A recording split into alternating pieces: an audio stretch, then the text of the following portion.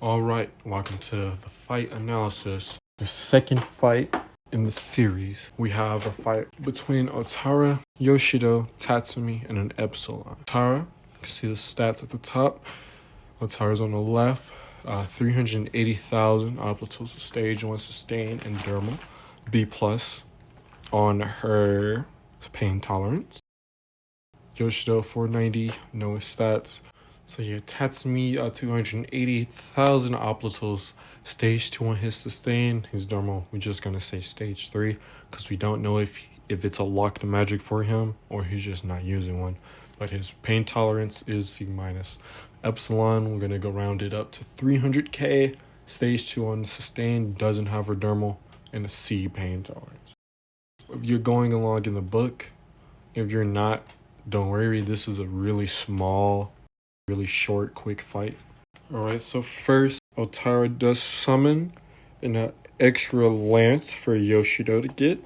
The Epsilon tries to stop Yoshido, but he moves out of the way and gets a little dap in the front of the Epsilon's legs. Tatsumi then shoots a beam of water at the Epsilon, and the water causes the Epsilon to knock over, so as you can see, the Epsilon starts going down. Pain tolerance. Otara then gets a good hit into the side of the Epsilon. Pain tolerance, the Epsilon's going down. Otara, that weak attack, she has a lot of amplitudes. So that one attack really didn't do much for her take on her amplitude side. Then after that, the Epsilon roars, it falls to its feet, then it tries to charge Yoshido.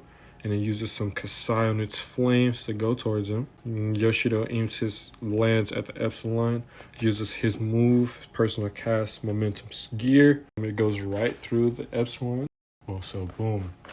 Epsilon is hurting really badly right now. Otara uses her personal cast and bow down to the lance of her power. She's sparkling, dazzling, doing her thing. Smacks the Epsilon down. Epsilon is a no-go. Then after that, Yoshido compresses it. Of course, it takes no amplitudes because their amplitudes are massive. And these little weak attacks they're doing, especially Yoshido does at the end when he compresses the beast down so it takes all the magic out of it, doesn't really do anything for him. So yeah, that is the end of the fight analysis 2.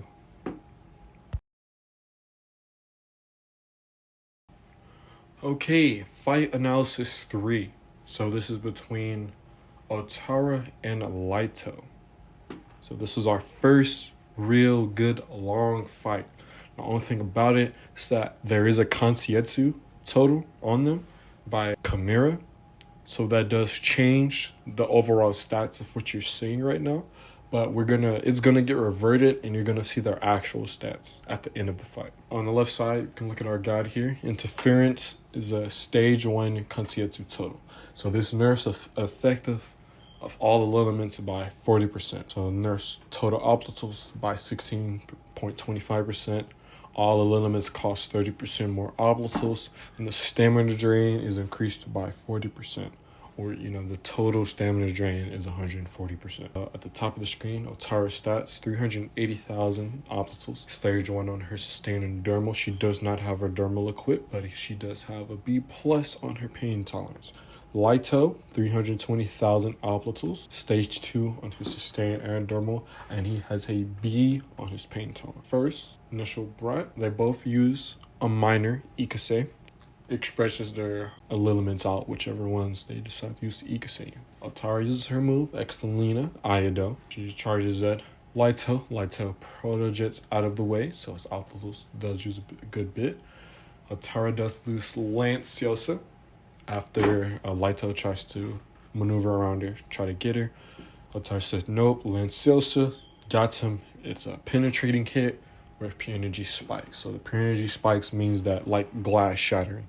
So you throw a rock at the glass, so you know how the glass shatters back because you broke it. That's pretty much what spikes are. So Laito, his dermal, he does have a dermal equipped, so his dermal takes a bit of damage, his pain tolerance goes down, but his sustain is okay. So Laito then uses Kasai Tunnel. So what this does, it does hurt his dermal a little bit more because of the fire. Otara does get hit by it, so her sustain is going down. So technically looking at this, you might be like, Tara, use your dermal. You're taking hit with your sustain. But she has her own little thing going on. So Tara uses a personal cast, and it's ranged and it misses. Lito protojets again. So now Lito's his pain tolerance just going back up. Lito gets a good 2 hits across Tara's stomach. So she does take a good bit of her sustain and a good bit of her pain tolerance is chipped out of her from that. However, after the 2 hits, Lito counters Otara's next attack and gets a massive hit to her head. Pain tolerance is out. She has to recover a little bit. Her sustain is slowly getting taken from her. So now we have a lot that goes on. So Lito protojets again at her and hits her. So you can see Otara actually counters her. So it was a particle magic that absorbs the shot to cover her tracks. And a minor Zoka swiftness behind Lito. So Lito pretty much just wasted some obstacles there and allowing Otara to regain her pain tolerance. So now Lito, watching her, turns around like, whoa. Tara uses her dermal. She uses a personal cast with Toxito included. To make this more common, if you didn't watch the Lilimit classifications video, a Toxito is a pulling force and Protojet is a pushing force. She's pretty much pulling Lito towards herself to keep him from running away. Lito gets hit by it. Minor explosion of pure energy trail and a ground impact. So this sends good damage to Lito's dermal. A lot of damage. As you see, it was all the way up to 93%. Now imagine he does have a stage 2 dermal. So if this was a stage 1 dermal or an ace dermal, this wouldn't be as nearly as much damage. But he does have a stage 2. So of course, a lot of damage taken to his dermal. His pain tolerance, especially with the ground impact, is a lot of he's hurting. He's hurting. So Tara, she reverses her dermal. Lito reverses his dermal. They do a little reset here. No. Because this is a practice fight. It's still a real fight, but it's a practice fight. Otara protojets with a slash at Lito. She gets a good hit in. Lito's dermal now. Otara, her hits, they're powerful. So his dermal takes, not his dermal, but he takes a lot more damage than he would do to her, considering the Oplatal usage. Tara uses Excelina Bushko, or Bushko, and takes a good Oplatal away from herself, while Lito is regenerating just watching. She ends up missing, and Lito used double. So it pretty much creates a second blade for him to use. And then he uses Zanal Lasai, and it's a personal cast. So then he uses a Spiral Death. It's pretty much shooting poison at her. Altara uses a Power Lance Tricklet. So she gave her second lance to Yoshido. So that's currently in use. So she has to further down and use Tricklet. So, to anyone else, it's like there's 3. But no, she gave her second one to Yoshido. So this is her third one. Then she uses Excelina Jet. Try to track down Lito. So Lito dodges, uses his Rising Start to multiple channel, multiple charge, personal cast. So now Tara maxes out her Zokas. So Zoka's Vision, Zoka's Swiftness, Zoka's Strength. Continuing, so Lito's 3. Tara tries to... So Lito is teleporting around. He's not teleporting, but he's moving very fast within the Fukushi, trying to get closer to Otara. So every time Otara sees him, she tries to get a hit in. So the first time, she tries to shoot pure energy at him, and she misses. So Lito gets the 2. She does another one. She misses. Otara protojets towards him with an Excelina Jet. She misses. Lito gets down to 1.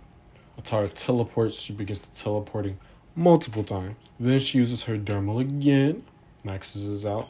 Then she uses Aula Transfer. That's her dermal. Tara uses a personal cast. Lito uses Rising Finish. They both impact each other. So impacts, they do take strain on the body. You can see both of their pain tolerances go down. Both of their Oplatals go down. Otara gains strength in the impact control, and Lito is visually impaired, and their pure energy spikes around them. Tara, she is cool as a cucumber. Lito struggling. The interference increases to an ace Kansia to control, and this nerfs the effect of all elements by 75%, nerfs total obstacles by 44.5%, gets a massive stamina drain. So because Otara was putting so much effort into it, it hit her harder than it hit Laito. That's why you can go back. She went from pretty cool to down.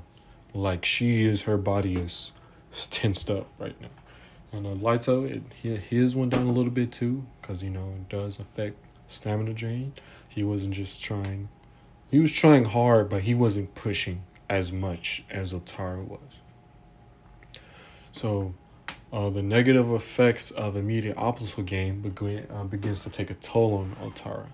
I'm not going to spoil exactly what if you haven't read the story yet, but yeah. So it pretty much zaps her body. Her body cannot handle taking all of those obstacles back. So we can look at it before. Remember, it was the obstacle count was nerfed. So when she body sucked in all of the obstacles that was lurking around her shell of her sustain, bumped her all the way back up 76% from the top, and we end on this. So yeah, Otara 76% obstacles, 82 sustain. I mean, you can pretty much all guess Otara was going to win that fight. But yeah, this was the end of the third fight analysis.